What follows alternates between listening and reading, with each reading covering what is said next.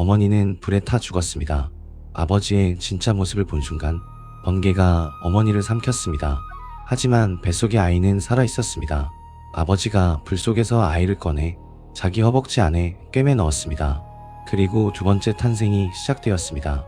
구독과 좋아요는 정기수에게 큰 힘이 됩니다. 테베라는 도시에 카드모스라는 왕이 있었습니다. 카드모스는 페니키아의 왕자 출신이었습니다. 누이 에오로페를 찾아 떠났다가 그리스에 정착한 인물이었습니다. 카드모스에게는 딸이 여럿 있었는데 그 중에 세멜레라는 딸이 있었습니다. 세멜레는 아름다웠습니다. 테베에서 가장 아름다운 여인이라는 소문이 퍼져 있었습니다. 그 소문이 올림포스까지 닿았습니다. 제우스가 세멜레를 보았습니다. 그리고 사랑에 빠졌습니다. 제우스는 인간의 모습으로 변장하여 세멜레를 찾아갔습니다. 세멜레도 이 남자를 사랑했습니다. 둘 사이에 아이가 생겼습니다. 그런데 이 소식을 들은 자가 있었습니다. 헤라. 올림포스의 왕비는 남편의 바람을 또다시 알아차린 것입니다. 헤라는 직접 세멜레를 죽이지 않았습니다. 그보다 더 교묘한 방법을 택했습니다. 세멜레의 유모 베로에라는 노파로 변장했습니다. 그리고 세멜레에게 속삭였습니다. 아가씨, 그 남자가 정말 제우스인지 어떻게 아시나요? 혹시 거짓말을 하고 있는 것은 아닐까요? 진짜 제우스라면 진짜 모습을 보여달라고 해보세요. 헤라에게 보여주는 그 모습, 번개와 영광의 모습을요. 세멜레의 마음에 의심이 스며들었습니다. 그날 밤 제우스가 찾아왔을 때 세멜레가 말했습니다. 한 가지 소원을 들어주세요. 제우스는 스틱스 강을 두고 맹세했습니다. 무엇이든 들어주겠다고. 스틱스 강의 맹세는 신도 깰 수 없는 절대적인 맹세였습니다. 세멜레가 말했습니다. 당신의 진짜 모습을 보여주세요. 헤라에게 보여주는 그 모습을요. 제우스의 얼굴이 굳었습니다. 안 된다는 것을 알고 있었습니다. 신의 본 모습은 인간이 견딜 수 없다는 것을, 번개와 천둥 하늘의 모든 힘이 담긴 그 모습은 인간의 몸을 태워버린다는 것을. 하지만 맹세를 깰 수 없었습니다. 제우스가 신의 모습을 드러냈습니다. 번개가 방 안을 가득 채웠습니다. 세멜레의 몸이 불에 휩싸였습니다. 비명조차 지르지 못했습니다. 한순간에 세멜레는 재가 되었습니다. 하지만 제우스의 눈이 한 곳을 향했습니다. 불길 속에서 무언가가 살아있었습니다. 세멜레의 뱃속에 있던 아직 태어나지 않은 아이가 살아있었습니다. 제우스가 불 속에서 아이를 꺼냈습니다. 이 아이를 어디에 둘 것인가? 인간 세상에 맡기면 헤라가 찾아내 죽일 것이었습니다. 다른 여신에게 맡기면 헤라의 분노가 그 여신에게 향할 것이었습니다. 제우스는 자기 몸에 아이를 숨기기로 했습니다. 자기 허벅지를 갈랐습니다. 그 안에 아이를 넣었습니다. 그리고 꿰맸습니다. 올림포스의 왕이 자기 살을 갈라 아이를 품은 것입니다. 몇 달이 지났습니다. 제우스의 허벅지가 부풀어 올랐습니다. 그리고 때가 되었을 때 허벅지가 갈라지며 아이가 태어났습니다. 디오니소스, 어머니의 뱃속에서 한 번, 아버지의 허벅지에서 한 번, 두 번 태어난 신. 이것이 디오니소스가 두 번 태어난 자라 불리는 이유입니다. 하지만 태어난 순간부터 위험이 기다리고 있었습니다. 헤라는 이 아이의 존재를 알고 있었습니다. 세멜레를 죽였는데 아이까지 살아남았다는 것을 용서할 수 없었습니다. 제우스는 갓 태어난 디오니소스를 숨겨야 했습니다. 먼저 헤르메스에게 아이를 맡겼습니다. 헤르메스는 이노에게 아이를 데려갔습니다. 이노는 세멜레의 언니였습니다. 카드모스의 또 다른 딸이었습니다. 이노와 남편 아타마스가 디오니소스를 여자아이로 변장시켜 키우기 시작했습니다. 하지만 헤라의 눈을 속일 수는 없었습니다. 헤라가 이노와 아타마스에게 광기를 내렸습니다. 아타마스가 미쳐버렸습니다. 자기 아들을 사슴으로 착각하고 사냥하여 죽였습니다. 이노도 미쳐버렸습니다. 다른 아들을 안고 바다 절벽에서 뛰어내렸습니다. 디오니소스를 숨겨준 대가가 이것이었습니다. 제우스는 더 먼 곳으로 아이를 보내야 했습니다. 헤르메스가 디오니소스를 니사산으로 데려갔습니다. 니사산이 어디에 있는지는 전승마다 다릅니다. 어떤 이야기에서는 아라비아에, 어떤 이야기에서는 아프리카에, 어떤 이야기에서는 인도에 있다고 합니다. 확실한 것은 그곳이 올림포스에서 매우 멀었다는 것입니다. 헤라의 눈이 닿지 않는 곳이었습니다. 니사산의 님프들이 디오니소스를 거두어 키웠습니다. 님프들은 이 아이를 아들처럼 돌보았습니다. 젖을 먹이고 노래를 불러주고 잠을 재워주었습니다. 훗날 제우스는 이 님프들의 은혜를 잊지 않고 하늘의 별자리로 만들어 주었다고 전해집니다. 디오니소스는 산에서 야생동물들과 함께 자랐습니다. 표범이 아이의 곁을 지켰습니다. 담쟁이 덩굴이 아이의 요람을 감싸고 있었습니다. 뱀들이 아이의 팔에 감겼지만 아이는 무서워하지 않았습니다. 디오니소스는 산에서 자라며 들판을 뛰어다녔습니다. 올림포스의 규칙도 인간 세상의 법도도 이 아이에게는 없었습니다. 자유 그 자체였습니다. 그러던 어느 날 디오니소스는 들판에서 이상한 것을 발견했습니다. 덩굴에 작은 열매가 달려 있었습니다. 둥글고 보랏빛이 도는 작은 알갱이들이었습니다. 디오니소스가 하나를 따서 입에 넣었습니다. 달콤했습니다. 더 따서 먹었습니다. 손가락이 보랏빛으로 물들었습니다. 그리고 이 열매를 돌에 올려놓고 눌렀습니다. 즙이 흘러나왔습니다. 보랏빛 즙이 돌 위를 타고 흘렀습니다. 디오니소스는 이 즙을 모아 항아리에 담았습니다. 며칠이 지나자 즙에서 거품이 일기 시작했습니다. 냄새가 변했습니다. 달콤하면서도 알 수 없는 향기가 피어올랐습니다. 디오니소스가 한 모금 마셨습니다. 머릿속이 가벼워졌습니다. 몸이 따뜻해졌습니다. 입가에 웃음이 번졌습니다. 슬픔이 사라졌습니다. 어머니를 잃은 슬픔도 쫓기던 두려움도 한 모금에 녹아내렸습니다.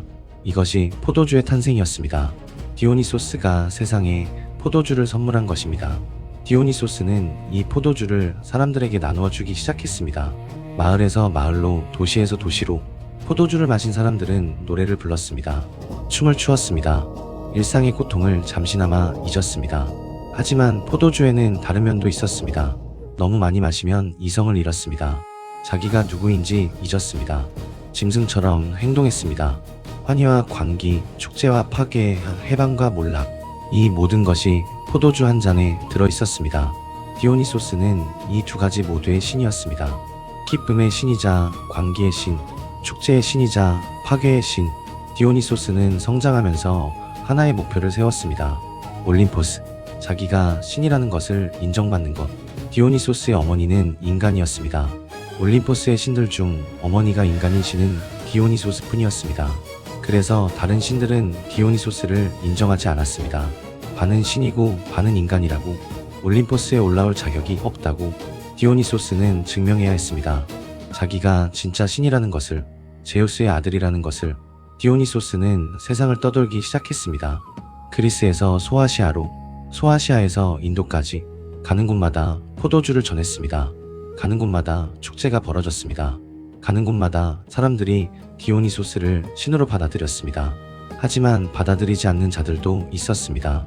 디오니소스를 미친 사람이라 부르는 자들, 포도주를 독이라 부르는 자들, 신이 아니라 사기꾼이라 부르는 자들. 그들에게는 무서운 벌이 내려졌습니다.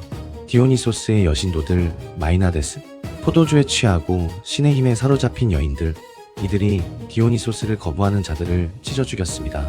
기쁨의 신은 동시에 공포의 신이기도 했습니다.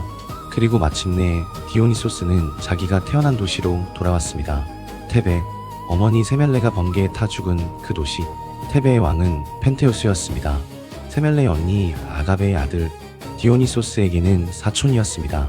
하지만 펜테우스는 디오니소스를 인정하지 않았습니다. 저자는 신이 아니다. 사기꾼이다. 여자들을 미치게 만드는 자다. 펜테우스가 디오니소스를 체포하라 명령했습니다. 병사들이 디오니소스를 끌고 왔습니다.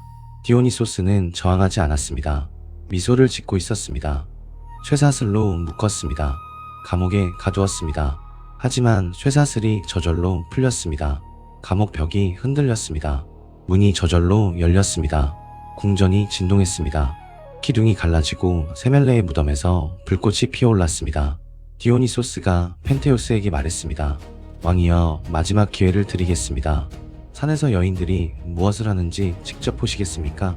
펜테우스는 호기심을 이기지 못했습니다. 여자 옷으로 변장하고 키타이론 산에 올라갔습니다. 나무 위에 올라가 마이나데스를 내려다보았습니다.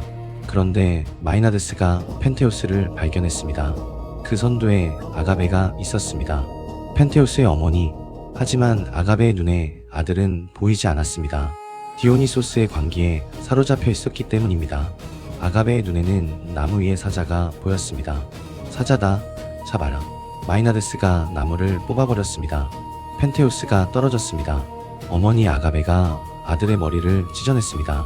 맨손으로. 그리고 그 머리를 창 끝에 꽂아 의기양양하게 테베로 돌아왔습니다. 아들의 머리를 들고 자기가 사자를 잡았다고 자랑하면서 광기가 풀렸을 때 아가베는 자기 손에 들린 것을 보았습니다. 사자의 머리가 아니었습니다. 아들의 얼굴이었습니다. 아가베가 비명을 질렀습니다. 손에서 머리가 떨어졌습니다. 무릎이 꺾였습니다. 자기가 무슨 짓을 한 것인지 그제서야 알았습니다. 하지만 돌이킬 수 없었습니다. 이것이 디오니소스를 거부한 대가였습니다. 자기 핏줄이 자기를 인정하지 않은 대가였습니다. 디오니소스는 이렇게 세상을 돌며 자기가 신이라는 것을 증명해 나갔습니다. 받아들이는 자에게는 포도주와 축제와 환희를, 거부하는 자에게는 광기와 파괴와 죽음을. 마침내 올림포스가 디오니소스를 인정했습니다. 12번째 신으로. 그리고 디오니소스는 한 가지 일을 더 했습니다. 지하세계로 내려간 것입니다. 죽은 어머니 세멜레를 데리러 간 것입니다. 하데스의 세계까지 내려가 어머니를 찾아내고 올림포스로 데려올라왔습니다. 세멜레는 신의 지위를 부여받았습니다. 인간이었던 어머니가 아들 덕분에 불멸의 존재가 된 것입니다. 번개에 타 죽은 어머니를 아들이 살려낸 것입니다. 불에서 태어나 허벅지에서 태어나 세상을 떠돌다 돌아온 신. 어머니는 인간이었지만 아버지는 제우스였습니다. 그리고 자기 힘으로 올림포스에 올랐습니다. 그리고 자기 힘으로 어머니까지 올림포스에 올렸습니다. 한번 생각해 보십시오. 디오니소스가 가져다 준 포도주는 축복이었을까요? 저주였을까요? 한 잔은 기쁨을 줍니다. 두 잔은 자유를 줍니다. 세 잔은 이성을 앗아갑니다. 어디까지가 축제이고 어디서부터가 광기인지 그 경계는 아무도 모릅니다. 디오니소스 자신도 몰랐을 것입니다. 다음 밤에는 디오니소스를 맞이한 왕의 이야기를 들려드리겠습니다. 만지는 것마다 금이 되는 축복을 받은 왕. 하지만 그 축복이 저주가 된 왕. 미다스의 이야기입니다. 오늘 밤 정기수야와는 여기까지입니다. 구독과 좋아요는 정기수에게 큰 힘이 됩니다. 알림을 켜두는 것도 잊지 마십시오. 안녕히 주무십시오.